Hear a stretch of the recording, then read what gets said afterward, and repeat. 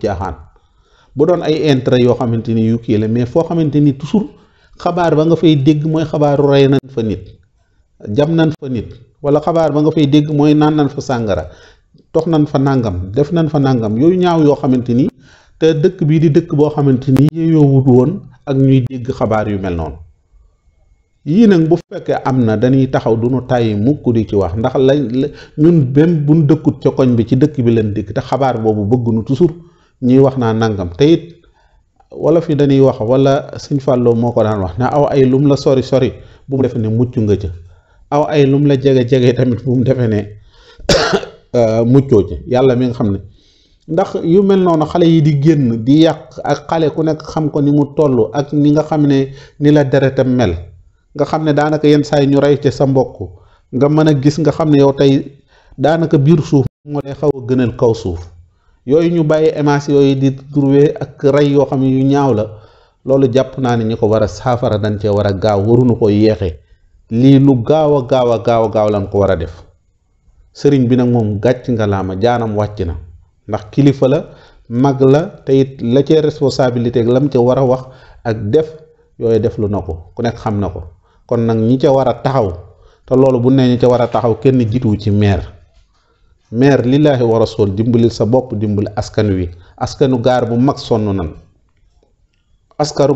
sonn nan xoolal tey ku par exemple ku mel ni maire tey boo demoon këram rek boobu la nga faa dugg gardien moo fa am lépp am fa sécurité boo demoon di ko seet rek simplement nii rek mënoo àgg ne da ngay dugg ci kër gi waaye yow nga am sécurité boobu ñee nekk fee nga xam ne ñoom waxuma la wut garder seeni kër sax loolu ñoom amuñu ko problème mais génn doxi seeni soxla dem ñëwaat yónni seen doom gan di ñëw loolu mu amuñu ko googu féexte amuñu ko loolu ñun ñëpp ñoo war kenn war a tuta nelaw sax ngir di xalaat ñooñu ndax ñooñu suñuy mbokk julli leen suñuy mbokk taalibe ñu jànkonte natt bu mel noonu loolu vraiment ku nekk war nga ci yëkkati sa kàddu luy tax lee mën a deñ te solution bi ñëpp gis muy benn xalaat boo xamante ni bu jubla bu ñëpp gis mooy nan toj tabax ya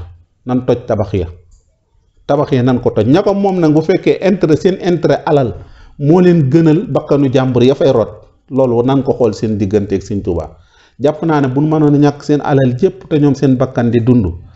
moo leen war a gënal seen beneen bakkanu nawle di dund ngir ñu am sécurité moo leen war a gënal seen alal ji lu ca mën a laxasu nag ba tax loolu mënta am xam leen ne ña yor responsabilité bakkan bu ca rot nanu xam ne responsabilité yooyu dinañ ci am dara ndax ku nekk boo sañoon fi nga dëkk sécurité lay am nanu dimbali dëkk bi dimbali loo xam ne benn bi ci des ma wax ko waxoon naa fi manifestation yi nga xam ne tàmbali na fi daaw jéeg la fi tàmbali muy bi nu fi tëjee feebar bi am ñu tëj xale yi safoor yi ak ñooñ ñu jóg di manifester wu di yuuxu ay 1h du matin looloo limoon naa ko muy benn beneen bi ko ñaareel mooy Safinatul Amaan bii seen sees bi benn ko tojeeg léegi matagut 4 mois ay nit wàcc ñoo xam ne ay doomi Tuubaa lan problème diggante maire ak waa Safinatul Amaan ñu am ko xale yi rewaltewu coow la xaw ma nu mu dem ba xale yi ñoom ñëpp ñu rewaltewu di toj sees boo xamante ni sëñ Muntaxa moo ko financé moo ko tabax moo ko inauguré ña fa nekk moo leen fa teg ña nekk maire loola ñuy fexe ba loolu coow loolu di am ñuy manifester di toj loolu di ñaar ma waxoon ko beneen bi ci mujjaat gaar bu ndaw bii la matagut semaine ñoom it danoo wàccoon ne nañ leen tojal lii dëgg la nañ leen ko tojal lan war a wax nañ leen ko fi dindil ñoom amuñu sañ-sañop di toji wala di dindi ndax ay dañ leen a ilif te it warunoo am lu ñuy kii bu nu xasee ba def déclaration ci kilifa ga nan toog déglu kilifa gi waaye warunoo jéem a fajal seen bopp te loolu xew du woon ci dëkk bi bi ko ñetteel te booba fekk na defoon naa émission bi waxoon ne lii ñuy yar lii raam ci nag bi la jëm tey ji xale yi wàcc nañ ñaari yoon wàcc nañ ko fi waaye léegi bu nu bàyyee dëkk bi loo xam ne mësuñu ko fi yoon a xam sa bu njëkk ba sëñ Muntaxa dafa waxoon ne